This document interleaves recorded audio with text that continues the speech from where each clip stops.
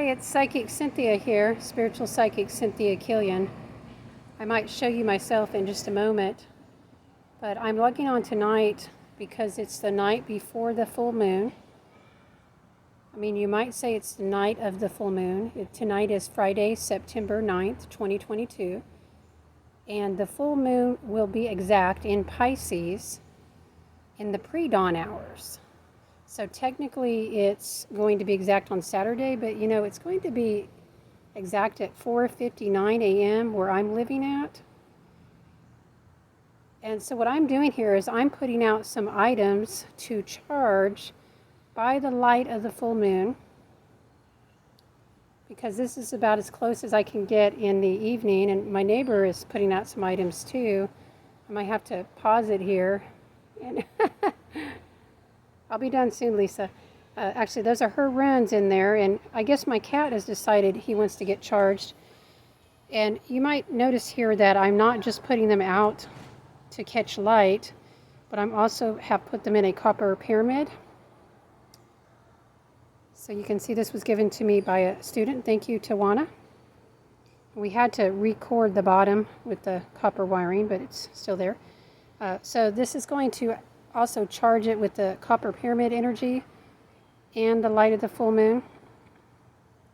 And I just wanted to show this to let those of you who follow, you know, the moon like me and its various passages, because of course you probably know, if you do follow the moon energies, that the full moon is the peak of lunar energy for the month. And you can charge objects, various objects, by the light of the full moon. It looks like my cat. He's really loving this pyramid energy. Anyway, just show you a little bit about what I have out here, and I might build it up because it's not yet dark. I'm actually charging water and fluids tonight, mainly. That's what I'm going for.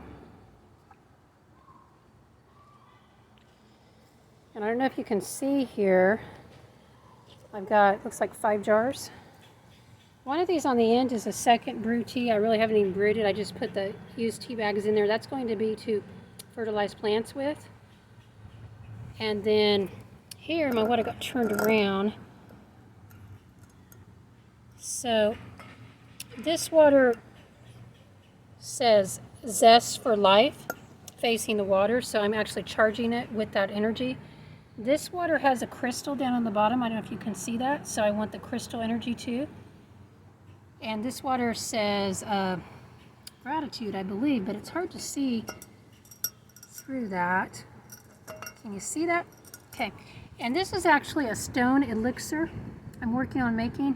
That is a pretty substantial citrine cluster down there, about as big as my fist. Almost exactly the same size. It's pretty hard to get down in there, actually. And then you can see there's some ruins here. Those are my neighbors, and she's got some nice crystals out, and I've got a crystal back there. I also have a crystal cluster, actually kind of pressed into the top of this. It has other points that you can't see that are put in there. Anyway, it's a pretty nice setup. But listen, you don't need a copper pyramid to do this. You can just lay your stuff out. You don't even have to have it on a cloth like this, and orientate it towards where it will get moonlight. Now I'm doing it on the night before the moon is exact, because that's going to get the buildup of energies. You know, the energies will be rising until they reach their climax at 4:59 a.m. here. I could also charge tomorrow night. The difference is the moon would be in the waning, and it would be more about like cleansing then, but it would still be pretty strong.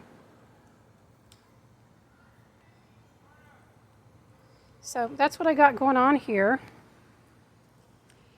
And listen, you can put all kinds of things out to get charged by the moonlight, assuming it's not cloudy where you're at. I've even told my neighbor, because she's had some chickens that aren't doing well, so I said, let's put some of their feathers in the pyramid and out in the moonlight and see if that helps them.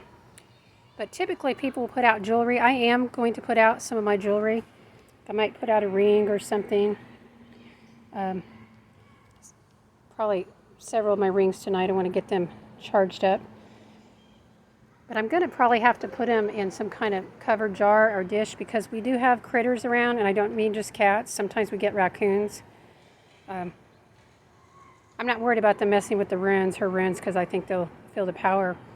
But yeah, I don't know. They might want to take off with the shiny rings. So just be aware if you have critters. Salt. Sea salt is something I consecrate often, and I think all my sea salt is currently charged by the moonlight. But I might look around and see if I have anything like that I want to charge. Herbs. I need to pour some flower essences for clients, so maybe we'll do that. And apparently cats can charge themselves.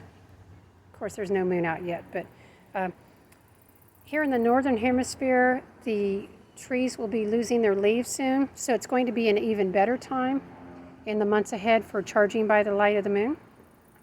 So I would encourage you to do that if you can. Happy full moon.